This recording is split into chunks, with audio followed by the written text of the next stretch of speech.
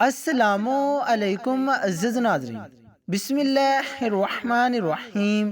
ناظرین، حضرت ابراہیم علیہ السلام اپنے بیٹے حضرت اسماعیل علیہ السلام اور ان کی والدہ ماجدہ کو مکہ مکرمہ میں چھوڑ کر چلے گئے۔ اس وقت وہ ایک ایسی وادی تھی جہاں سبزہ کا نام و نشان بھی نہ تھا۔ کہا جاتا ہے کہ حضرت ابراہیم علیہ السلام وقفے وقفے سے اپنی زوجہ محترمہ اور حضرت اسماعیل علیہ السلام سے ملاقات کے لیے مکہ مکرمہ آیا کرتے تھے۔ حضرت اسماعیل علیہ السلام جوان ہوئے تو ان کا نکاح قبیلہ بنو جرہم کی ایک لڑکی سے ہوا۔ حضرت اسماعیل علیہ السلام شکار کرنے جاتے تھے، جو کچھ ملتا اسی سے گزر بسر ہوتا۔ شکار ایک ایسی ہوائی روزی تھی کہ اگر شکار ہو جاتا تو کچھ مل جاتا اور اگر نہ ہوتا تو کچھ نہ ملتا۔ ایک مرتبہ حضرت اسماعیل علیہ السلام شکار کو گئے ہوئے تھے کہ پیچھے ان کے گھر حضرت ابراہیم علیہ السلام تشریف لائے۔ انہوں نے اپنی بہو سے پوچھا کہ سناؤ کیا حال ہے؟ وہ کہنے لگی بس زندگی گزر رہی ہے، کبھی شکار ملتا ہے اور کبھی نہیں ملتا، بہت تنگی کا وقت گزر رہا ہے، بہرحال گزارا ہو رہا ہے۔ اس نے اس طرح نہ شکری کے الفاظ کہے۔ حضرت ابراہیم علیہ السلام نے پوچھا کہ میری مہمان نوازی کے لیے گھر میں کھانے پینے کی کوئی چیز ہے؟ تو بہو نے صاف انکار کر دیا۔ حضرت ابراہیم علیہ السلام نے کچھ دیر انتظار فرمایا اور پھر فرمایا اچھا مجھے واپس جانا ہے، جب تمہارے شوہر آ جائیں تو انہیں میرا سلام کہنا اور ان سے کہنا کہ تمہاری گھر کی چوکھٹ اچھی نہیں، اسے تبدیل کر لو۔ یہ کہہ کر وہ چلے گئے۔ وہ عورت حضرت ابراہیم علیہ السلام کی بات نہ سمجھ سکی۔ جب حضرت اسماعیل علیہ السلام گھر واپس آئے تو ان کی بیوی نے انہیں حضرت ابراہیم علیہ السلام کا پورا پیغام سنا دیا۔ فرمانے لگے کہ وہ تو میرے والد گرامی تھے، میری ان سے ملاقات تو نہیں ہو سکی، البتہ وہ مجھے ایک پیغام دے گئے کہ گھر کی چوکھٹ اچھی نہیں ہے، اسے بدل دینا، یعنی تمہاری بیوی ناشکری ہے، اسے بدل دینا۔ تو ناظرین، حضرت اسماعیل علیہ السلام نے اپنی اس بیوی کو طلاق دے کر اسے فارغ کر دیا۔ کچھ عرصہ کے بعد ایک اور قبیلے کی لڑکی کے ساتھ حضرت اسماعیل علیہ السلام کی شادی ہوئی۔ اب یہ عورت بڑی صابر و شاکر تھی۔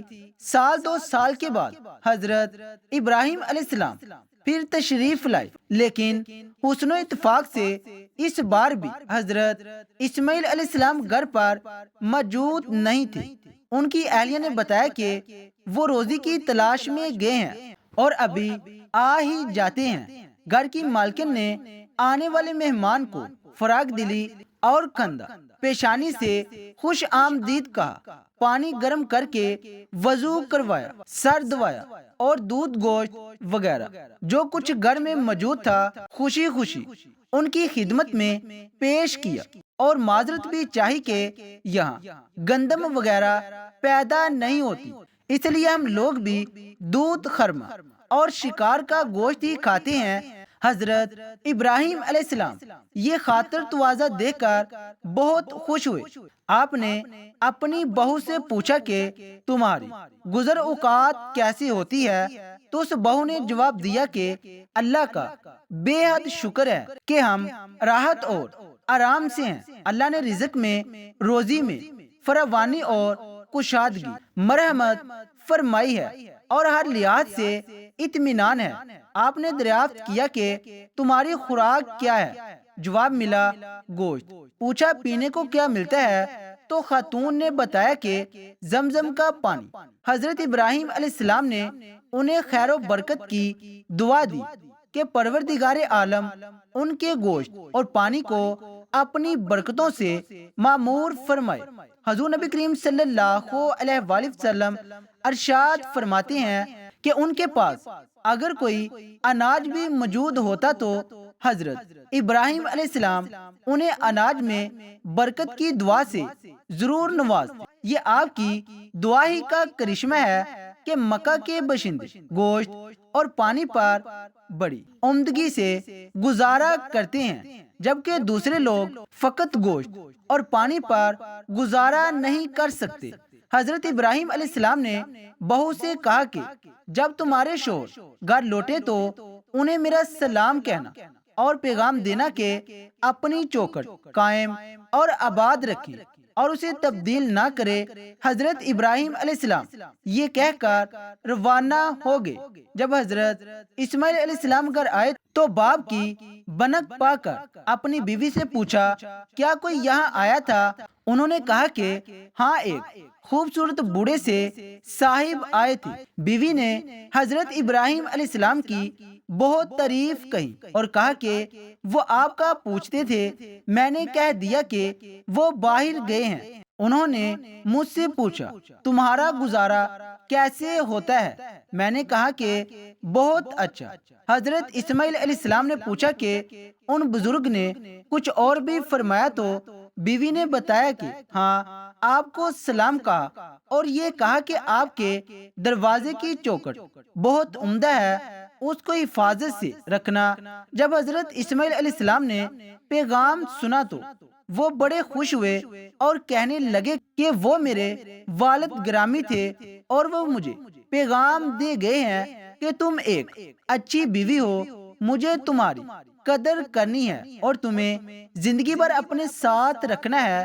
ایک اور روایت کے مطابق حضرت اسماعیل علیہ السلام جب گھر کو لوٹے تو گھر میں موجود ایک نفیس مہک سے ہی انہیں احساس ہو گیا کہ ان کے والد گرامی گھر تشریف لائے تھے اور ان کی بیوی نے تفصیل سے سارا واقعہ سنایا۔ ناظرین، یہ حضرت اسماعیل علیہ السلام کی وہ بیوی تھی جو حضرت اسماعیل علیہ السلام سے حاملہ ہوئی اور ان کی نسل اسی عورت سے آگے چلی۔ یہ واقعہ کئی کتابوں میں لکھا ہے، مگر سوال یہ ہے کہ اس کے پیچھے کیا حکمت تھی؟ کیونکہ اللہ رب العزت کو طلاق سخت ناپسند ہے، پھر بھی اللہ کے پیغمبر حضرت ابراہیم علیہ السلام نے اپنے بیٹے حضرت اسماعیل علیہ السلام کو اپنی چوکھٹ تبدیل کرنے یعنی اپنی بیوی کو طلاق دینے کا حکم کیوں دیا؟ حضرت ابراہیم علیہ السلام نے جو اپنے صاحبزادے حضرت اسماعیل علیہ السلام کو گھر کی چوکھٹ کی تبدیلی کا حکم دیا تھا، اس کی وجہ یہ بیان کی گئی ہے کہ حضرت اسماعیل علیہ السلام کی بیوی کی باتوں سے اس کا نہ شکرا ہونا اور دنیا عیش و عشرت کی طلبگار ہونا اور خاوند کے ساتھ با وفا نہ ہونا ہو گیا تھا، اس لیے کہ نیک بیوی اپنے خاوند کی عزت و سفید پوشی کا برم رکھتی ہے، ہر کسی کے سامنے اپنی تنگی کا واویلا نہیں کرتی، جو کہ بری بیوی کی خصلت ہے، جو کہ نبی کے گھرانے کے شانے نشان نہ تھا۔ اس وجہ سے انہوں نے اپنے صاحبزادے کو طلاق دینے کا حکم فرمایا۔ رہا یہ سوال کہ طلاق اللہ کو سخت ناپسند ہے، اس کے باوجود ایسا حکم کیوں دیا؟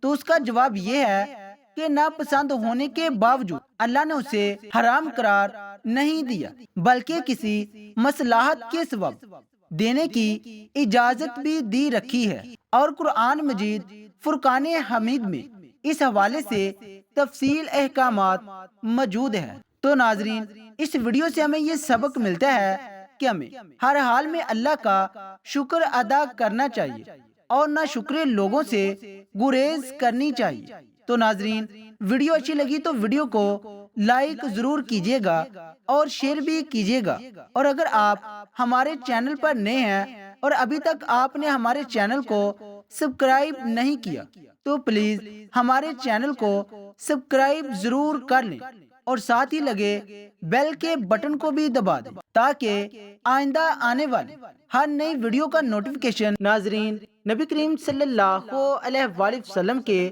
کشانہ اقدس میں آ کر حضرت عائشہ صدیقہ رضی اللہ تعالی عنہا نے جو کچھ سیکھا وہ آج پورے امت مسلمہ خصوصاً مسلمان عورتوں کے لیے بلائی اور نجات کا سامان بنا ہوا ہے۔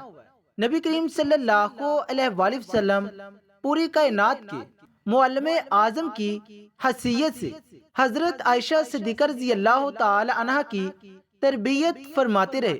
آپ صلی اللہ علیہ وآلہ وسلم اپنی جملہ اجواز کے ایک ایک فعل کی نگرانی فرماتے، اور کہیں کوئی لرزش نظر آتی تو فوراً صلاح فرماتے۔ اسی سلسلے میں حضرت عائشہ صدیقہ رضی اللہ تعالی عنہ کو جو امتیاز حاصل ہوا وہ ایک مثال رکھتا ہے۔ حضرت عائشہ صدیقہ رضی اللہ تعالی عنہ کی عمر نکاح کے وقت کم تھی۔ اس کی وجہ یہی ہے کہ ان کے ذریعے امت کی عورتوں کی تعلیم تربیت کا کام لینا مقصود تھا۔ حضرت عائشہ صدیقہ رضی اللہ تعالی عنہ کو اللہ رب العزت نے ذہانت عطا فرمائی تھی، اس لیے کہ اس کے ہوتے آپ کے سامنے جب بھی کوئی مسئلہ درپیش آتا تو آپ نبی کریم صلی اللہ علیہ وآلہ وسلم سے پوچھ لیتی، اور جب آپ صلی اللہ علیہ وآلہ وسلم مسئلہ واضح فرما دیتے تو وہ انہیں ازبر کر لیتی۔ یہی وجہ ہے حدیث کی کتابوں میں حضرت عائشہ صدیقہ رضی اللہ تعالی عنہ سے روایت کردہ حدیثوں کی کافی تعداد ہے۔ امام بخاری اور امام مسلم رحمت اللہ علیہ کے مطابق حضرت ابو ہریرہ اور حضرت عبداللہ بن عمر رضی اللہ تعالی عنہ کے علاوہ کسی دوسرے صحابی نے حضرت عائشہ صدیقہ رضی اللہ تعالی عنہ سے زیادہ حدیث روایت نہیں کی۔ ام المومنین حضرت عائشہ صدیقہ رضی اللہ تعالی عنہ حضور پاک صلی اللہ علیہ وآلہ وسلم کے نکاح میں شوال کے مہینے میں آئیں، اور شوال کے مہینے میں ہی آپ رضی اللہ تعالی عنہ کی رخصتی ہوئی۔ حضرت ابو عمر رضی اللہ تعالی عنہ فرماتے ہیں کہ ام المومنین حضرت عائشہ صدیقہ رضی اللہ تعالی عنہ اسی وجہ سے یہ بات پسند کرتی تھی کہ ان کے خاندان اور دوسرے تعلقات در لوگوں کی خواتینیں بھی اپنے خاوند کے پاس شوال کے مہینے میں ہی جائیں۔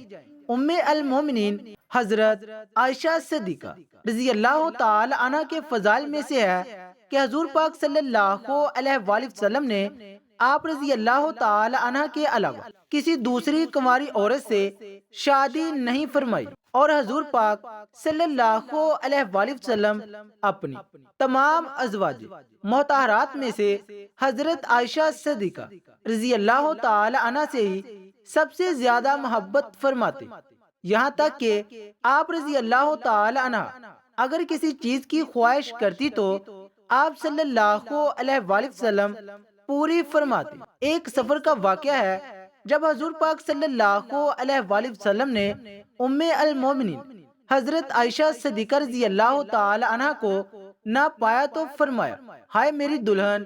یہ الفاظ امام احمد رحمت اللہ علیہ نے نقل کیے ہیں۔ حضرت عائشہ صدیقہ رضی اللہ تعالی عنہ دین کی بہت بڑی عالم اور فصاحت کی دولت سے مالا مال تھی، نیز آپ رضی اللہ تعالی عنہ نے رسول اللہ صلی اللہ علیہ وآلہ وسلم سے بکثرت حدیث روایت کی ہیں۔ آپ رضی اللہ تعالی عنہ عرب کی تاریخ اور اشعار کی بھی بہت بڑی عالم تھی۔ یہی وجہ ہے کہ صحابہ کرام اور تابعین کی بہت بڑی جماعت نے آپ رضی اللہ تعالی عنہ سے حدیث روایت کی ہے۔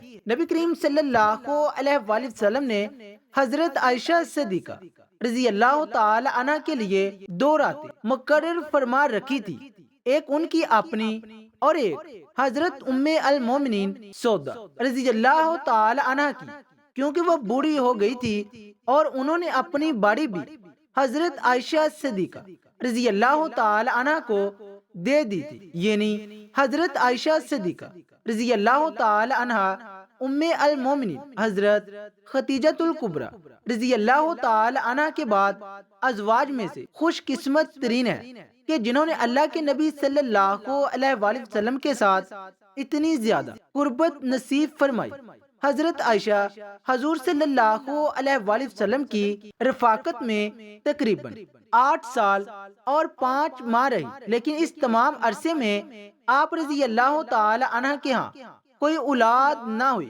جب نبی کریم صلی اللہ علیہ وآلہ وسلم کے صاحبزادے جناب سیدنا حضرت ابراہیم رضی اللہ تعالی عنہ کی حضرت ماریہ رضی اللہ تعالی عنہ کے بطن اقدس سے پیدائش ہوئی تو حضور صلی اللہ علیہ وآلہ وسلم کی باقی تمام بیویاں رشک کھانے لگی اور انہیں یہ بات گرا گزری۔ حضرت ابو جعفر رضی اللہ تعالی عنہ سے روایت ہے کہ رسول اللہ صلی اللہ علیہ وآلہ وسلم کچھ دنوں تک حضرت ماریہ کے پاس نہ گئے، کیونکہ آپ صلی اللہ علیہ وآلہ وسلم کی باقی ازواج پر گرا گزری اور ان پر رشک کھاتی تھی، مگر ان سب میں سب سے زیادہ رشک حضرت عائشہ صدیقہ رضی اللہ تعالی عنہ کو تھا، کیونکہ وہ بے اولاد تھیں اور انہیں اولاد کی شدید خواہش بھی تھی۔ حضرت عائشہ رضی اللہ تعالی عنہ فرماتی ہیں، جب حضرت ابراہیم رضی اللہ تعالیٰ عنہ پیدا ہوئے تو رسول اللہ صلی اللہ علیہ وآلہ وسلم ان کو لیے میرے پاس آئے اور فرمایا، اے عائشہ، میرے ساتھ اس کی شباہت تو دیکھو، یہ میرے ساتھ کتنا ملتا جلتا ہے۔ تو میں نے کہا، مجھے تو کوئی شباہت نہیں دکھائی دیتی۔ فرمایا، کیا تو نے اس کے گورے رنگ اور گوشت کو نہیں دیکھا؟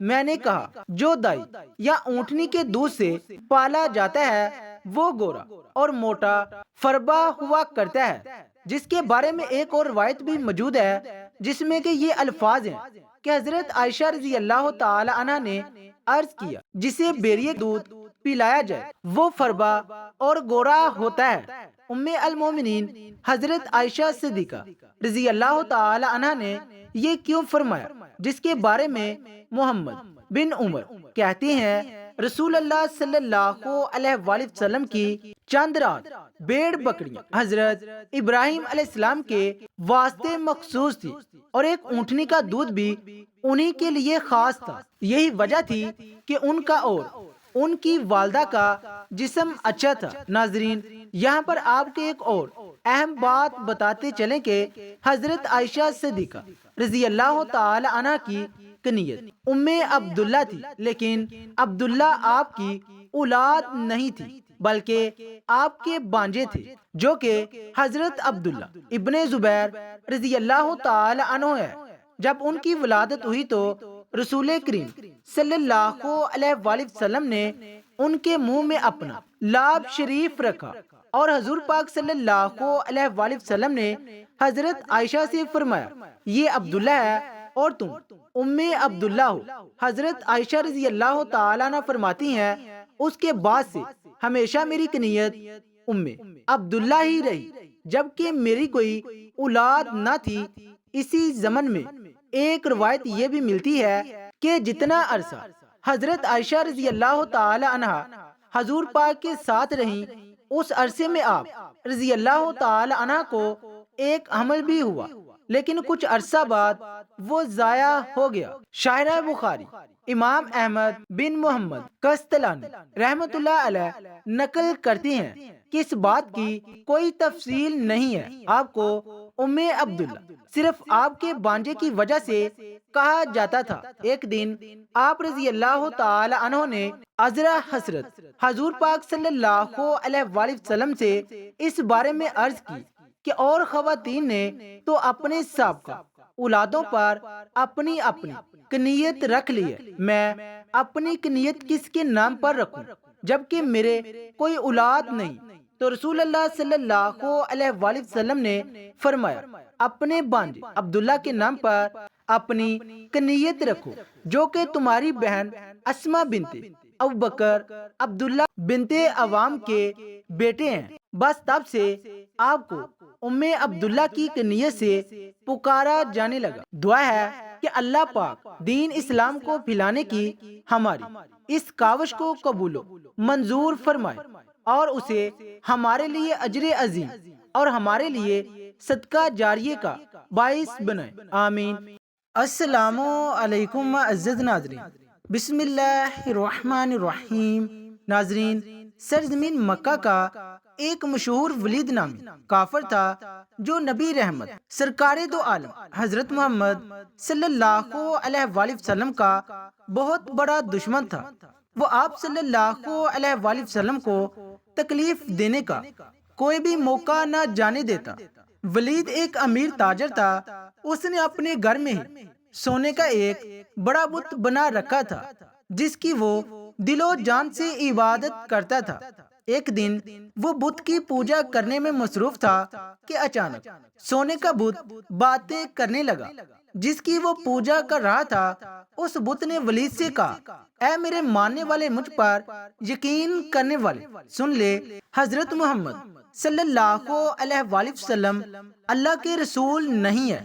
رسول اللہ صلی اللہ علیہ وآلہ وسلم کا دین سچا نہیں ہے۔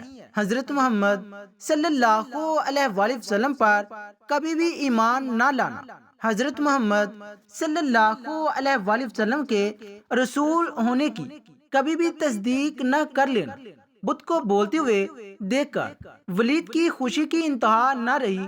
اس نے اپنے ارد گرد رہنے والے کافروں کو اکٹھا کیا اور بولا، دیکھو میرا خدا کیا بول رہا ہے۔ جب سارے اکٹھے ہو کر ولید کے بت کے پاس گئے تو انہوں نے بھی بت کے منہ سے وہی الفاظ سنے جو ولید نے سنے تھے۔ دوسرے دن پورے علاقے میں یہ بات عام پھیل گئی تھی۔ سب لوگ آتے اور اس بت کے منہ سے یہ بہودہ الفاظ سن کر چلے جاتے تھے۔ ایک دن انہوں نے رسول اکرم صلی اللہ علیہ وآلہ وسلم کو بھی دعوت دی، اے محمد صلی اللہ علیہ وآلہ وسلم، دیکھو ہمارا خدا بت سچا ہے جو یہ دعویٰ کر رہا ہے۔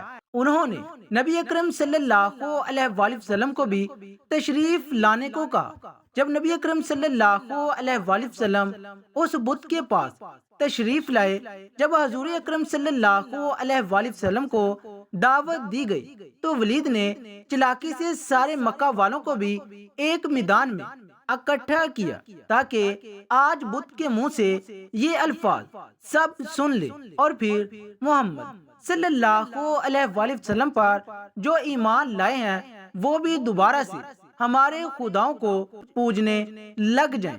لوگ میدان میں کھڑے ولید کے بت کے منہ سے مشرکانہ الفاظ سننے کے لیے بے تاب کھڑے تھے۔ جب بت نے رسول اکرم صلی اللہ علیہ وآلہ وسلم کو دیکھا تو اس نے نبی اکرم صلی اللہ علیہ وآلہ وسلم کی طرف اشارہ کرتے ہوئے کہا، اے لوگو، یہ حضرت محمد صلی اللہ علیہ وآلہ وسلم ہے، یہ اللہ تعالیٰ کے آخری نبی صلی اللہ علیہ وآلہ وسلم ہے، ان کا دین سچا دین ہے، قرآن پاک اللہ تعالیٰ کی آخری کتاب ہے۔ میری ان باتوں سے کبھی بھی انکاری مت ہونا۔ اگر تم ان باتوں سے انکار کرو گے تو تمہارے لیے اللہ تعالیٰ نے جہنم میں سخت عذاب تیار کر رکھا ہے۔ اگر تم دنیا اور آخرت میں کامیاب ہونا چاہتے ہو تو نبی اکرم صلی اللہ علیہ وآلہ وسلم کے دین پر ایمان لے آؤ۔ خدا اور اس کے نبی صلی اللہ علیہ وآلہ وسلم کو راضی کر لو تو تم دنیا اور آخرت میں کامیاب ٹھہراؤ گے۔ اے کافرو، بتوں پر یقین کرنے والوں، تمہارے سارے بت تم کو گمراہ کر رہے ہیں۔ اگر تم نے انہیں بتوں کی پوجا کی تو تم سارے کافر مزید گمراہ ہوتے جاؤ گے اور مرنے کے بعد تمہارا ٹھکانہ جہنم کی سخت آگ ہوگی۔ جب ولید نے اپنے بت کے منہ سے یہ الفاظ سنے تو اس نے شرم کے مارے سر جھکا لیا۔ ولید کو اپنے بت پر اتنا غصہ آیا کہ اس نے غصے میں آ کر بت کے ٹکڑے ٹکڑے کر دیے۔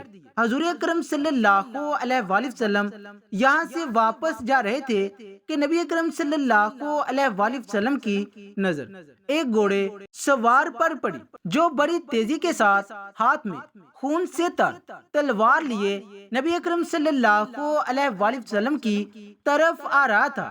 جب وہ نبی اکرم صلی اللہ علیہ وآلہ وسلم کے پاس آیا تو اس نے آپ صلی اللہ علیہ وآلہ وسلم کو سلام کیا۔ نبی اکرم صلی اللہ علیہ وآلہ وسلم نے سلام کا جواب دیا اور دریافت کیا، کیا تم کون ہو؟ اس شخص نے جواب دیا، اے محمد صلی اللہ علیہ وآلہ وسلم، میں مسلمان جن ہوں، میں آپ صلی اللہ علیہ وآلہ وسلم پر یقین رکھتا ہوں۔ مجھے مہین بن العبر کے نام سے پکارا جاتا ہے۔ میں جبل طور میں رہائش پذیر ہوں۔ میں کسی کام کے لیے دوسرے علاقے میں گیا ہوا تھا۔ میں آج کافی دنوں کے بعد گھر واپس آیا ہوں تو میں نے دیکھا کہ میرے گھر والے کافی اداس بیٹھے رو رہے تھے۔ میں نے ان سب سے رونے کی وجہ دریافت کی تو انہوں نے جواب دیا کہ ایک شیطان ولید کافر کے بت میں حاضر ہوا ہے اور اس نے حضرت محمد صلی اللہ علیہ وآلہ وسلم کے بارے بےہودہ الفاظ کہے ہیں۔ وہ شیطان آج پھر اس بت میں حاضر ہونے کے لیے آ رہا ہے جو کہ نبی اکرم صلی اللہ علیہ وآلہ وسلم کے بارے توبہ نعوذ باللہ غلط الفاظ بولنے والا ہے۔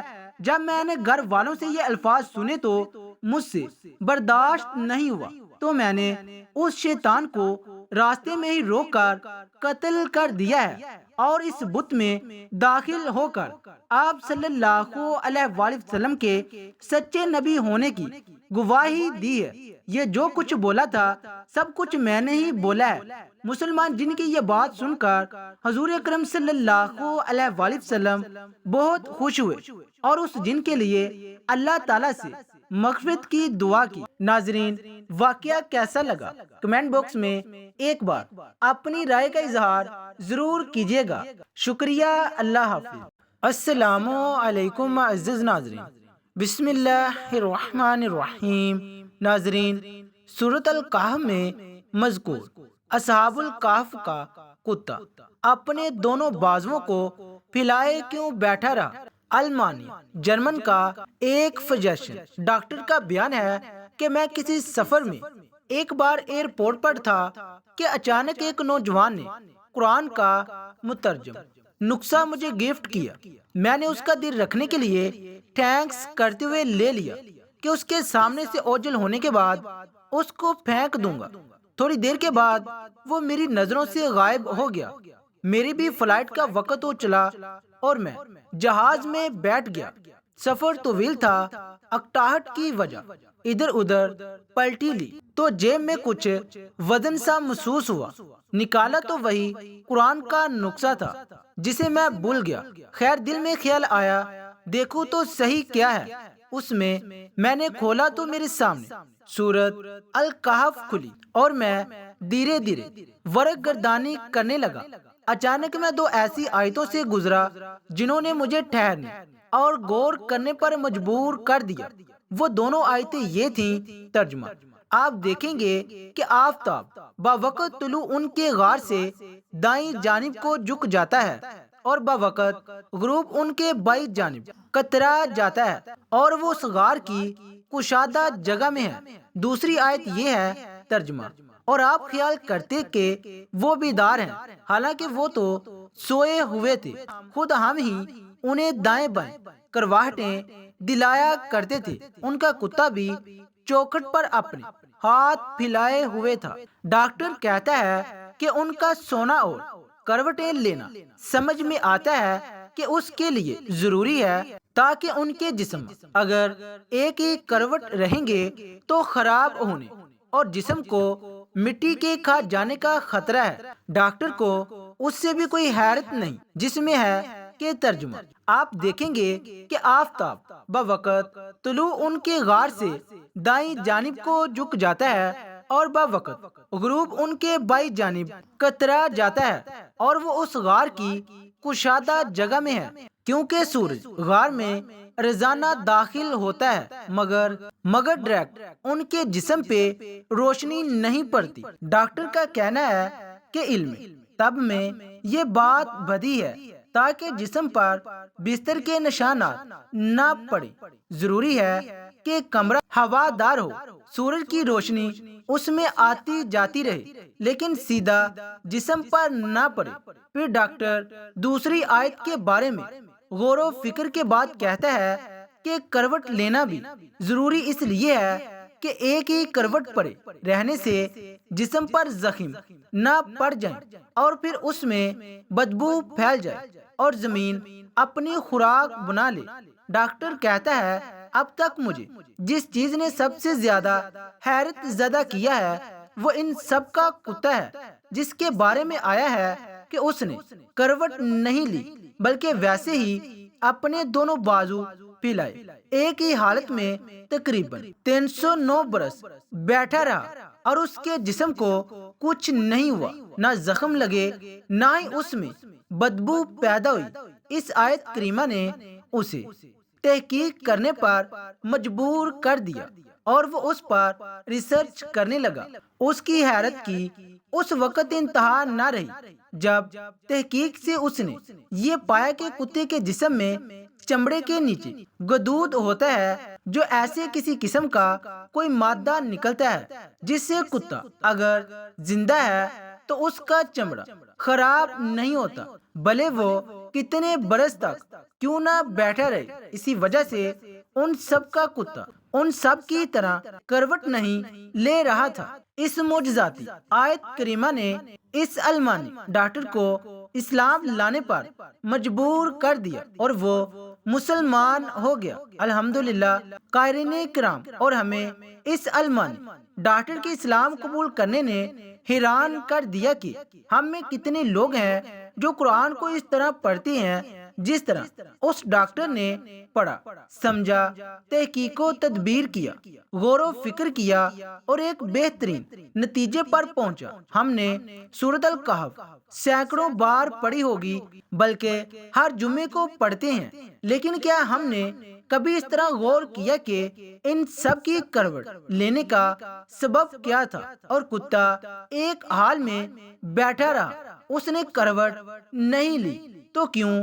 اس کا سبب کیا تھا؟ اس لیے اللہ نے ہمیں تدبیر اور غور و فکر کرنے کا حکم دیا ہے۔ کہا جاتا ہے کہ اصحاب کہف کا کتا اپنی وفاداری کے سبب جنت میں جائے گا، جبکہ کتا نجس علین ہے اور جنت پاکیزہ مقام ہے جو اللہ کے مقربین کے لیے مخصوص ہے۔ اس میں حرام اور نجس جانور کا داخلہ کسی طرح ممکن ہے؟ کیا قرآن و حدیث میں اصحاب کہف کے کتے کا کوئی ذکر موجود ہے؟ آخر کتے نے اصحاب کہف کے ساتھ کون سی وفاداری نبھائی کہ جس بنا پر اس کتے پر جنت واجب ہوئی؟ آئیں سب سے پہلے تو بات کرتے ہیں کہ کتے کو نجس علین کیوں کہتے ہیں۔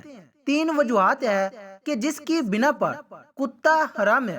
سب سے پہلی تو یہ ہے کہ کتا ساری رات جاگتا ہے اور جب اللہ کی رحمت کا نزول ہوتا ہے تو یہ اوندے منہ ہو کر سو جاتا ہے۔ دوسری وجہ یہ ہے کہ کتا اپنے ہم جنس کو دیکھ کر ہمیشہ نفرت کا اظہار کرتا ہے اور بھونکتا رہتا ہے۔ تیسری وجہ یہ ہے کہ کتا اپنا کھانا کھا کر باقی بچے ہوئے کھانے کے اوپر مٹی ڈال دیتا ہے تاکہ وہ کسی اور کے کام نہ آ سکے۔ یہ تو ہو گئی کتے کی نجاست کی بات۔ اب آپ کو اس سوال کا جواب دینے سے پہلے کتے پر جنت کیوں واجب ہوئی، پہلے آپ کو مختصر اصحاب الکہف کا واقعہ بیان کرتے ہیں، جس سے معلوم ہو سکے گا کہ کیسے ایک کتے نے ان سے وفاداری کی۔ دقیانوس ایک ظالم اور جابر بادشاہ تھا جو کہ آج سے 2000 سال پہلے روم کا بادشاہ تھا، اور افسوس شہر اس کا دارالحکومت تھا۔ پورے شہر میں جو کوئی بھی بتوں کی پوجا سے انکار کرتا، بادشاہ دقیانوس اس کو قتل کروا دیتا تھا۔ ایک دن کچھ نوجوانوں نے دیکھا کہ ایک ایمان والے شخص کو جب دقیانوس نے قتل کروایا تو فرشتے اس کی روح کو لینے کے لیے آسمان سے برات کی طرح آئے۔ یہ روح پرور منظر دیکھ کر ان نوجوانوں کا ایمان بھی جاگ اٹھا۔ انہوں نے بھی بتوں کی پوجا سے انکار کر دیا اور کھلے عام اللہ پاک کی عبادت کرنے لگے۔ حضرت علی شیر خدا کرم اللہ وجہ الکریم سے روایت ہے کہ انہوں نے ان افراد کی تعداد 6 بتائی ہے جن کے نام یملیخا، مسکیلہ، مسلینہ، مرنوش، برنوش اور شاجنوش، جبکہ 7واں ان کے ساتھ چرواہا تھا جو کہ ان کو راستے میں ملا۔ 8واں ان کے ساتھ ایک کتا تھا جس کا نام قطمیر بتایا گیا۔ اب ہوا یہ، ان 6 ایمان والوں کو بادشاہ دقیانوس نے 3 دن کی مہلت دی کہ وہ بتوں کی پوجا شروع کر دیں، نہیں تو انہیں قتل کر دیا جائے گا۔ تیسرے دن یہ 6 نوجوان کچھ سامان کے ساتھ ہجرت کر گئے۔ شہر کی سرحد پر انہیں ایک چرواہا ملا۔ جب انہوں نے چرواہے کو اپنے ایمان کا واقعہ سنایا تو اس کا بھی ایمان جاگ اٹھا، وہ بھی ان کے ساتھ ہو لیا۔ چرواہے نے اپنی بکریاں کو آزاد کر دیا، جبکہ اس کے پاس ایک کتا بھی تھا جس کو وہ لوگ اپنے ساتھ لے گئے۔ شہر افسوس سے تقریباً 6 میل دور ایک غار میں انہوں نے پناہ لی۔ بادشاہ دقیانوس کو جب اس بات کا علم ہوا تو وہ اپنی فوج کو لے کر ان کی تلاش کے لیے نکل پڑا۔ جب وہ بادشاہ اپنی فوج کے ساتھ اس غار کے منہ پر پہنچا جس پر اصحاب کہف نے پناہ لی رکھی تھی، تو بادشاہ نے دیکھا کہ ایک شکاری کتا اپنے اگلے دونوں پاؤں پھیلا کر غار کے دروازے پر بیٹھا ہے۔ فوج جب غار میں جانے لگی تو بادشاہ نے کہا کہ غار میں جانے کی ضرورت نہیں ہے، کیونکہ اگر یہاں کوئی انسان ہوتا تو یہ کتا ضرور بھونک رہا ہوتا یا پھر ان کو کھا جاتا۔ کتا بادشاہ اور فوجی کو دیکھ کر بھی اسی طرح سکون سے بیٹھا رہا۔ اس طرح وہ بادشاہ واپس لوٹ گیا۔ اللہ پاک سورۃ کہف کی آیت نمبر 22 میں فرماتا ہے، اور ان کا کتا غار کے داہنے کے اندر اپنے دونوں اگلے ہاتھ پھیلائے پڑا ہے۔ ایک روایت میں ہے کہ اصحاب کہف اس غار میں 309 سال تک سوئے رہے، اور جب ایک نیک دل بادشاہ بدروس کی حکومت آئی تو اس کے زمانے میں لوگ یہ قیاس کرنے لگے کہ ایک دفعہ جو مر جائے وہ دوبارہ زندہ نہیں ہو سکتا۔ چنانچہ بادشاہ بدروس نے اللہ پاک سے دعا فرمائی کہ کوئی ایک ایسا معجزہ دکھا کہ میرے لوگ یہ مان جائیں کہ مرنے کے بعد اللہ دوبارہ ضرور زندہ کرے گا اور قیامت برپا ہوگی۔ اللہ نے بادشاہ کی دعا قبول کی، اور ایک چرواہے نے اپنی بکریاں پالنے کے لیے اسی غار کو چنا جس میں اصحاب کہف تھے۔ اس چرواہے نے غار کے منہ پر بنی دیوار کو گرایا جس سے اصحاب کہف باہر آ گئے۔ اب بات صرف اتنی ہے کہ کتے کی ایک عادت بھونکنا ہے، لیکن اصحاب کہف کے کتے نے بس اپنی ایک عادت چھوڑی تو اللہ نے اس پر جنت واجب کر دی۔ اس کتے نے اپنی فطرت کو چھوڑا، یہیں پر حکم ہوا کہ اس کتے پر جنت واجب ہے۔ یہ تمام باتیں تفصیل سے بتانے کا مقصد تھا کہ تمام باتیں جس سے کتا نجس علین ہے وہ تو آج ہم میں بھی پھیل چکی ہے۔ ذرا غور کریں کہ آپ اور میں اس عادت کا یا اس فطرت کا شکار نہیں ہے۔ ساری رات اپنی بے جان مصروفیت میں جاگ کر طلوع آفتاب کے وقت سوتے ہیں۔ اپنے ہی بہن بھائیوں کو نفرت سے دیکھنا ان کے لیے آسانیاں پیدا کرنے کی بجائے مشکلات پیدا کرنا میرے اور آپ کی فطرت کا حصہ نہیں ہے۔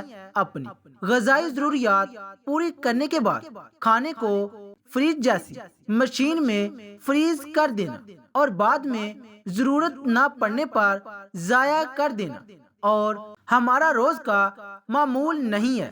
آپ اندازہ کریں کہ اگر ایک پلیت جانور اپنی ایک بری عادت کو کچھ دیر کے لیے ترک کرتا ہے تو اللہ پاک اس پر جنت واجب کر دیتا ہے، اور ہم تو پھر اشرف المخلوقات ہیں۔ آئیں آج ہی عہد کرتے ہیں کہ ہم تمام برے عمل چھوڑ کر اللہ کی عبادت میں دل و جان سے مگن رہیں گے۔ اللہ پاک ہم کو صراط مستقیم پر ڈٹ رہنے کی توفیق عطا فرمائے، آمین۔ ناظرین، کمنٹ باکس میں ایک بار اللہ تعالیٰ کے 99 ناموں میں سے ایک نام ضرور ٹائپ کریں۔ شکریہ، اللہ حافظ۔ السلام علیکم عزیز ناظرین، بسم اللہ الرحمن الرحیم۔ ناظرین، ایک دفعہ حضور پاک صلی اللہ علیہ وآلہ وسلم صحابہ کی محفل میں جلوہ فرما تھے کہ ایک شخص حاضر ہوا اور عرض کرنے لگا، یا رسول اللہ صلی اللہ علیہ وآلہ وسلم، کوئی ایسا مومن بھی ہے جو جہنم میں رہے گا؟ حضور پاک فرمانے لگے، ہاں، ایک شخص ایسا ہوگا جو جہنم کی گہرائی میں 1000 سال رہے گا اور مسلسل اونچی آواز سے پکارتا رہے گا، یا حنانو یا منان۔ ایک دن وہ اس قدر اونچی بلند آواز سے یا حنانو یا منان کہے گا کہ حضرت جبریل علیہ السلام جہنم کے قریب سے گزرتے ہوئے اسے سن لیں گے۔ حضرت جبریل علیہ السلام حیران ہوں گے کہ یہ کیسی عجیب بات ہے کہ کوئی مسلسل یا حنان یا منان پکار رہا ہے۔ حضرت جبریل اللہ کے عرش کے سامنے حاضر ہوں گے اور سر سجدے میں رکھ کر خدا کی تسبیح بیان کریں گے۔ اللہ فرمائے گا، اے جبریل سر اٹھاؤ۔ جیسے ہی حضرت جبریل علیہ السلام سر اٹھائیں گے تو اللہ فرمائے گا کہ بتاؤ جبریل آج کیا عجیب دیکھا تم نے؟ حضرت جبریل عرض کریں گے، اے ہمارے رب، میں نے جہنم سے آتی ہوئی ایک آواز سنی ہے جو کہ گہرے گڑھے سے لگ رہی تھی۔ کوئی پکار رہا تھا، یا حنانو یا منان۔ اللہ فرمائے گا، اے جبریل جہنم کے دروغے مالک کے پاس جاؤ اور اسے کہو کہ جو بندہ یا حنانو یا منان کی صدا لگا رہا ہے اسے جہنم سے نکال کر تمہارے حوالے کر دے اور پھر اسے میرے پاس لے آؤ۔ حضرت جبریل علیہ السلام جہنم کے دروازے پر تشریف لے جائیں گے، دروازے پر دستک دیں گے۔ حضرت مالک باہر آئیں گے۔ حضرت جبریل علیہ السلام انہیں اللہ پاک کا حکم سنائیں گے۔ حکم سن کر حضرت مالک علیہ السلام جہنم کے اندر جائیں گے۔ ہمارے پیارے آقا صلی اللہ علیہ وآلہ وسلم نے فرمایا، جیسے ماں اپنے بچوں کو پہچانتی ہے، حضرت مالک ایسے جہنم کو پہچانتے ہیں۔ اس کے باوجود آپ یا حنان یا منان کہنے والے شخص کو تلاش نہیں کر پائیں گے۔ باہر تشریف لائیں گے، حضرت جبریل علیہ السلام سے عرض کریں گے، اے جبریل جہنم نے گہرا سانس لیا ہے، اس لیے کون سی چیز پتھر ہے، کون سی چیز لوہا ہے اور کون انسان ہے، اس کی پہچان نہیں ہو رہی۔ حضرت جبریل پھر اللہ کی بارگاہ میں سجدہ کریں گے۔ اللہ پاک ارشاد فرمائے گا، اے جبریل سر اٹھاؤ، تم یا حنان یا منان کہنے والے کو کیوں نہیں لائے؟ جبریل عرض کریں گے، مولا دروغہ جہنم حضرت مالک نے بھی معذرت کر لی ہے، کہتے ہیں جہنم نے سانس لی ہے، اس کی وجہ سے پتھر لوہا اور انسانوں کے درمیان کوئی فرق نہیں بچا، تو یہ سبھی جل کر کوئلہ بن چکے ہیں، کسی چیز کی پہچان نہیں ہو پا رہی۔ اللہ پاک فرمائے گا، جبریل مالک سے کہو کہ میرا بندہ جہنم کے فلاں گڑھے میں فلاں کونے میں اس طرح پڑا ہے۔ حضرت جبریل جہنم کے دروازے پر جائیں گے اور حضرت مالک کو یا حنان یا منان پکارنے والے کا پتہ بتائیں گے۔ حضرت مالک جہنم کے اندر جائیں گے اور دیکھیں گے ایک شخص ہے، اس کے پاؤں اس کی پیشانی کے ساتھ اور ہاتھ گردن کے ساتھ بندھے ہوئے ہیں اور جہنم کے سانپ بچھو اس کے ساتھ لپٹے ہوئے ہیں۔ حضرت مالک اس کی جنزیریں توڑ دیں گے اور جہنم سے نکال کر حضرت جبریل علیہ السلام کے حوالے کر دیں گے۔ حضرت جبریل اسے عرش الہی کے سامنے لے کر حاضر ہوں گے، سر سجدے میں رکھیں گے۔ اللہ پاک فرمائے گا، اے جبریل سر اٹھاؤ۔ جبریل علیہ السلام سر اٹھائیں گے۔ اب اللہ پاک اس بندے سے فرمائے گا، اے بندے کیا میں نے تیری بہترین تخلیق نہیں کی تھی؟ کیا میں نے تیری طرف رسول نہیں بھیجے تھے؟ کیا ان رسولوں نے تمہیں میری کتاب نہیں سنائی تھی؟ کیا میرے رسولوں نے تجھے نیکی کا حکم نہیں دیا تھا، تجھے برائی سے منع نہیں کیا تھا؟ وہ بندہ ساری باتوں کو مانے گا، اقرار کرے گا، یا اللہ تو نے میری بہت اعلیٰ تخلیق فرمائی، تیرے رسول بھی تشریف لائے، انہوں نے تیرا احکام بھی سنایا۔ اللہ پاک فرمائے گا، پھر تو نے فلاں فلاں گناہ کیوں کیا؟ وہ عرض کرے گا، یا اللہ میں نے اپنی جان پر ظلم کیا جس کی سزا میں مجھے جہنم میں ڈالا گیا۔ اے اللہ اس کے باوجود میری امید نہیں ٹوٹی، مجھے تیری رحمت سے امید تھی، اس لیے میں یا حنان یا منان پکارتا رہا۔ مولا تو نے مجھے اپنے فضل سے جہنم سے نکالا ہے، یا اللہ مجھ پر رحم فرما دے۔ اللہ پاک فرمائے گا، اے فرشتوں گواہ ہو جاؤ، میں نے اس بندے پر رحم کیا اور اسے معاف کر دیا۔ آئیں دوستو، اب اپنا محاسبہ کرتے ہیں۔ کیا ہم میں کوئی ایسا ہے کہ جو کہہ سکے کہ میں اپنے اعمال کا حساب دے سکتا ہوں؟ اپنے گریبانوں میں نظر ڈالیں، کوئی ایسی خوبی یا نیکی جس پر ہمیں یقین ہو کہ ہمیں دوزخ میں نہیں ڈالا جائے گا۔ ہزاروں سال کی عبادتیں بھی رد ہوتی دیکھی گئی ہیں، تو بس اللہ سے دعا کرتے ہیں کہ اے اللہ، ہم سب جانتے ہیں کہ اگر ہمارے اعمال کا سخت حساب لیا گیا تو یقیناً ہم نہیں بچ پائیں گے۔ ہم بے حد گناہ گار ہیں، لیکن اللہ پاک، ہم تیری رحمت کا سوال کرتے ہیں، ہم سے حساب اپنے عدل و انصاف پر نہ لینا، بلکہ ہم پر اپنی رحمت اور اطاعت کا سایہ رکھنا۔ اے اللہ پاک، ہماری دعا کو قبول فرما، آمین۔ ناظرین، کمنٹ باکس میں ایک بار اللہ تعالیٰ کے 99 ناموں میں سے ایک نام ضرور ٹائپ کریں۔ شکریہ، اللہ حافظ۔ السلام علیکم عزیز ناظرین، بسم اللہ الرحمن الرحیم۔ ناظرین، بہلول کی شاہی دربار میں طلبی کا حکم نامہ جاری ہو چکا تھا۔ خلیفہ ہارون رشید کے سپاہی اس کو کتوں کی طرح ڈھونڈ رہے تھے۔ آخر ایک سپاہی کو وہ ایک بازار میں جاتا ہوا دکھائی دیا۔ سپاہی اس کے پیچھے پیچھے چل دیا۔ اس نے ایک دو بار بہلول کو اپنی طرف متوجہ کرنے کی کوشش کی، مگر اس نے کوئی دھیان نہ دیا۔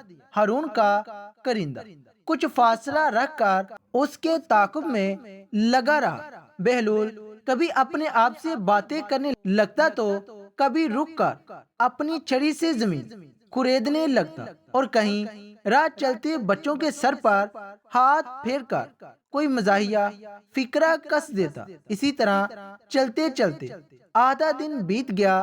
بہلول اپنے ٹھکانے پر جا پہنچا اور دیوار کے ساتھ ٹیک لگائے سستانے کے لیے لیٹ گیا۔ سپاہی جو اتنی دیر سے اس کے تعاقب میں تھا، وہ بھی وہاں جا پہنچا۔ سوچنے لگا اب اس سے بات کیسے کی جائے۔ پھر اس کے ذہن میں ایک ترکیب سوجی کہ بہلول نے ابھی تک کھانا نہیں کھایا، اس کو بھوک لگی ہوگی، کیوں نہ اس کے کھانے کا انتظام کیا جائے۔ وہ بازار گیا اور جلدی سے مرغن کھانا لے کر بہلول کے پاس جا پہنچا۔ بہلول اپنی لگن میں مگن، نہ جانے کون سی گتھلیاں سلجھانے میں مصروف تھا۔ سپاہی نے سلام کیا اور کھانا بہلول کے سامنے جا رکھا۔ جناب بہلول صاحب، خلیفہ نے آپ کے لیے یہ کھانا بھیجا ہے۔ بہلول کھلکھلا کے ہنس دیا، ارے واہ، اسلامی مملکت کے بادشاہ اب مجھ جیسے کم حیثیت دیوانوں کا بھی خیال کرنے لگے ہیں۔ بہلول نے کھنڈر کے پاس بیٹھے کتے کو اپنی طرف بلایا اور خوشنما کھانے کا تھال اس کے سامنے رکھ دیا۔ سپاہی نے بولنے کی کوشش کی تو بہلول نے کہا، چپ چپ کرو، نہیں تو یہ کتا بھی بادشاہ کا کھانا چھوڑ کر بھاگ جائے گا۔ سپاہی اپنی ہنسی نہ روک سکا اور خلیفہ کا پیغام دینے لگا، بہلول، خلیفہ نے تم کو کل دربار میں طلب کیا ہے، بہتر ہے کہ تم کل خود ہی دربار میں پہنچ جانا، نہیں تو کوئی اور انتظام کرنا پڑے گا۔ اگلے روز بہلول کا رخ خلیفہ کے محل کی طرف تھا۔ اس نے پابند لگے کپڑے پہن رکھے تھے، گڈری اور عصا بھی ہاتھ میں اٹھائے رکھا تھا۔ دربان کو معلوم تھا کہ یہ ہارون کا رشتہ دار ہے، ورنہ کبھی بھی اس کو محل میں نہ گھسنے دیتا۔ بہلول راہ دری سے گزرتا ہوا اپنی چھڑی مخصوص انداز میں گھماتا محل کے اندر جا گھسا۔ کیا دیکھا کہ نہ کوئی پہرے دار، نہ دربان، وزیروں مشیروں کی کرسیاں بھی خالی پڑی ہیں۔ نرم و نازک قالینوں پر چلتا ہوا خلیفہ ہارون الرشید کی مسند پر جا بیٹھا۔ ابھی چند لمحے ہی گزرے تھے کہ نکارے بج گئے۔ خلیفہ اپنے محل میں تشریف لا رہے ہیں۔ اتنے میں کچھ سپاہی بھاگتے ہوئے محل میں داخل ہوئے تو منظر دیکھ کے ہکا بکا رہ گئے۔ بہلول اپنے پھٹے پرانے لباس کے ساتھ خلیفہ کی مسند پر بیٹھا مزے لے رہا ہے۔ انہیں اپنی آنکھوں پر یقین نہیں آ رہا تھا۔ وہ بھاگے اور اسے گھسیٹتے ہوئے نیچے اتارا اور ساتھ ہی ایک کوڑا بھی اس کی پشت پر رسید کر دیا۔ بس پھر کیا تھا، بہلول نے آسمان سر پر اٹھا لیا اور چیخو پکار پورے دربار میں گونجنے لگی۔ سپاہیوں نے اسے چپ کروانے کے لیے اور کوڑے برسائے، مگر مجال ہے کہ بہلول چپ ہونے کا نام لیتا۔ سپاہیوں کی تو جیسے جان پر بن گئی۔ اسی وقت خلیفہ بھی اپنے دربار میں داخل ہو گیا۔ یہ منظر دیکھا تو حیران رہ گیا۔ بہلول فرش پر تھا اور سپاہی پاس کھڑے تھے۔ یہ کیا ماجرا ہے؟ اس کی چیخیں کیوں نکل رہی ہے؟ سپاہیوں کو یقین ہو گزرا تھا اب ان کے ساتھ بہت برا ہونے والا ہے۔ عالی جان یہ دیوانہ حضور کی مسند پر جا بیٹھا تھا اور اترنے کا نام نہیں لے رہا تھا، تو ہمیں تھوڑی سختی کرنی پڑی، تھوڑی مار مار کے برکس نکال دیا ہے تم لوگوں نے میرا۔ بہلول نے تڑپ کر کہا۔ خلیفہ نے تسلی دیتے ہوئے بہلول کو زمین سے اٹھایا اور کہا، بہلول تم کو کیا بہت تکلیف پہنچی ہے؟ ہاں مجھے بہت تکلیف پہنچی ہے، مگر میں اپنے نہیں تمہارے حال پر رو رہا ہوں۔ خلیفہ نے پوچھا، کیوں؟ بہلول نے جواب دیا، میں تمہارے حال پر رو رہا ہوں، میں تو چند لمحے تمہاری مسند پر بیٹھا ہوں تو میرا یہ حال کیا گیا، اور تم نہ جانے کب سے اس مسند پر بڑا جمان ہو۔ سوچا تمہارا کیا حال کیا جائے گا، کیا تمہیں اپنی آخرت کی فکر نہیں؟ ہارون تو جیسے کانپ اٹھا۔ وہ کچھ بولنا چاہ رہا تھا مگر آواز تو جیسے حلق سے باہر ہی نہ نکل رہی ہو۔ کچھ لمحے یوں ہی چپ کھڑا رہا، پھر ان کے درمیان کچھ ایسے موضوع پر گفتگو ہوئی کہ جس کو سنہری الفاظ کی حیثیت حاصل ہے۔ ہارون نے حضرت علی رضی اللہ تعالی عنہ سے متعلق سوال کیا تو بہلول نے ایسا جواب دیا کہ آج بھی لوگ اس کی دیوانگی پر عش عش کرتے ہیں۔ اکثر ایسا ہو تاکہ حضرت بہلول دنا قبرستان کے ویرانے میں بیٹھے ہوئے ملتے۔ یہ حضرت کا ایک خاص وصف تھا۔ ان سے جب اس کے متعلق پوچھا گیا تو انہوں نے بتایا کہ قبرستان والے وہ لوگ ہیں جو کسی کی غیبت نہیں کرتے۔ یہی وجہ ہے کہ مجھے ان کے پاس بیٹھنا اچھا لگتا ہے۔ مگر ایک دفعہ تو بہت عجیب معاملہ ہوا کہ حضرت بہلول دانا ویرانے میں بیٹھے، ایک کونے میں چھڑی ہاتھ میں لیے ایک انسانی کھوپڑی کو ادھر ادھر کر کے دیکھ رہے تھے۔ اتفاقاً قریب راستے سے خلیفہ ہارون الرشید کی سواری کا بھی گزر ہوا۔ خلیفہ بہلول کو دیکھ کر رک گیا اور پاس جا کر پوچھا، ارے بہلول یہاں کیا کر رہے ہو؟ اس کھوپڑی کے ساتھ کچھ خاص نہیں، بہلول نے جواب دیا، بس یہ دیکھنے کی کوشش کر رہا ہوں کہ یہ کھوپڑی کس بادشاہ کی ہے، یا مفلس و نادار شخص کی۔ اچھا تو پھر یہ چھڑی کیوں پکڑی ہوئی ہے؟ ہاں یہ چھڑی سے تو میں زمین کی پیمائش کر رہا ہوں، بہلول نے جواب دیا۔ پھر پیمائش سے کیا اندازہ لگایا؟ خلیفہ نے پوچھا۔ پیمائش سے میں نے یہی اندازہ لگایا ہے کہ زمین برابر ہے، خواہ کوئی مفلس و ندار ہو یا کہ بادشاہ، 3 گز زمین سب کے لیے ہوگی، چاہے بادشاہ ہو یا غریب۔ اللہ اکبر۔ دوستو اس واقعے سے ہمیں سبق ملتا ہے کہ یہ دنیا کی شان و شوکت اور جاہ و جلال سب فانی ہے، باقی ہے تو صرف وہ اعمال جو ہم آخرت کے لیے آگے بھیجیں گے۔ اللہ کریم ہمیں آخرت کی فکر کرنے کی توفیق عطا فرمائے، آمین۔ ایک دن بہلول دریائے دجلہ کے کنارے کھڑے تھے۔ خلیفہ ہارون الرشید اپنے محل کی چھت سے انہیں دیکھ رہا تھا۔ بادشاہ نے اپنے خادموں سے کہا کہ بہلول کو میرے پاس لاؤ۔ خادموں نے چھت سے ڈولی نیچے پھینکی اور نیچے والوں کو اشارہ کیا۔ نیچے والے خادموں نے بہلول کو ڈولی میں بٹھایا اور اوپر سے رسیاں کھینچ لی۔ 2 لمحوں میں بہلول بادشاہ کے سامنے تھے۔ بادشاہ نے بہلول سے سوال کیا، آپ خدا تک کیسے پہنچے؟ بہلول نے مسکرا کر جواب دیا کہ جیسے تم تک پہنچا۔ بادشاہ بہت حیران ہوا۔ بادشاہ کا خیال تھا کہ بہلول کوئی بریک مبنی سا فلسفہ بتائے گا، لیکن اس نے تو 2 لفظوں میں ساری بات ختم کر دی۔ بادشاہ نے بہلول سے کہا کہ میں سمجھا نہیں، مجھے سمجھاؤ۔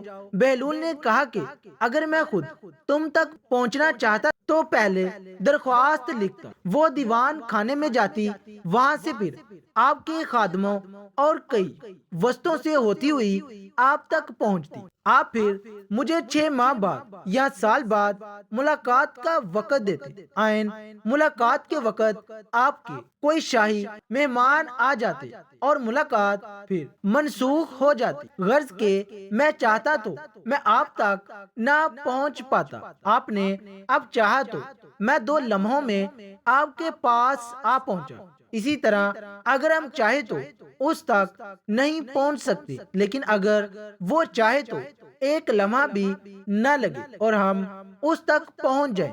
اگر تم اللہ سے محبت کرتے ہو تو اس کے محبوب کی چوکھٹ پر آ جاؤ۔ تم اس سے محبت کا دعویٰ کرتے ہو، وہ تم سے محبت کا دعویٰ کرے گا۔ تم اس کے محبوب ہو جاؤ گے اور محبوبوں کی باتیں مانی جاتی ہے۔ نظام الدین اولیاء کو محبوب الہی کہتے ہیں۔ ان کا واقعہ علماء نے لکھا ہے کہ ایک دن ان کے شیخ حضرت بابا فرید الدین گنج شکر موج میں آئے اور ان سے پوچھا کہ اے نظام الدین محبوب بنو گے؟ ہاں محب۔ نظام الدین اولیاء نے اجازت طلب کی کہ میں اپنی ماں سے پوچھنا چاہتا ہوں۔ اجازت ملنے پر آپ ماں کے پاس روانہ ہوئے۔ راستے میں ایک بزرگ ملے، انہوں نے بھی نظام الدین اولیاء سے یہی سوال کیا کہ محبوب بنو گے یا محب؟ نظام الدین اولیاء بہت حیران ہوئے کہ یہ تو ان کا اور ان کے شیخ کا راز ہے۔ آپ نے انہیں بھی یہی کہا کہ میں اپنی ماں سے پوچھنا چاہتا ہوں۔ بزرگ نے کہا کہ اگر ماں نہ بتائے تو کل اسی جگہ آ کر مجھ سے پوچھ لینا۔ آپ ماں کے پاس پہنچے، ماں کو سارا واقعہ سنایا۔ ماں نے کہا کہ بیٹا اسی بزرگ کے پاس چلے جاؤ جس نے تیرا حال جان لیا، وہی تمہیں بتا سکتا ہے۔ آپ پھر واپس گئے، دیکھا تو بزرگ موجود نہیں تھے۔ لوگوں سے دریافت کیا تو پتا چلا کہ بزرگ کا انتقال ہو چکا ہے۔ دیکھا تو بزرگ کی لاش ایک کچرے کے ڈھیر پر پڑی ہے۔ آپ پاس گئے اور کہا اے بندہ خدا، دل کا حال جانتا تھا، مجھ سے وعدہ کیا کہ کل آنا، تمہیں جواب مل جائے گا، لیکن خود کا پتہ ہی نہیں تھا۔ اتنا سننے پر بزرگ اٹھ کر بیٹھ گئے اور کہا کہ اے نظام الدین، محبوب بننا محب نہ بننا، محبوبوں کا یہ حال ہوتا ہے۔ محبوب بنو گے تو تمہاری قبر پر بھی میلے لگیں گے۔ تم اللہ کے محبوب سے محبت کرو تو تم اللہ کے محبوب بن جاؤ گے۔ ناظرین، کمنٹ باکس میں اللہ تعالیٰ کے 99 ناموں میں سے ایک نام ضرور ٹائپ کریں۔ شکریہ، اللہ حافظ۔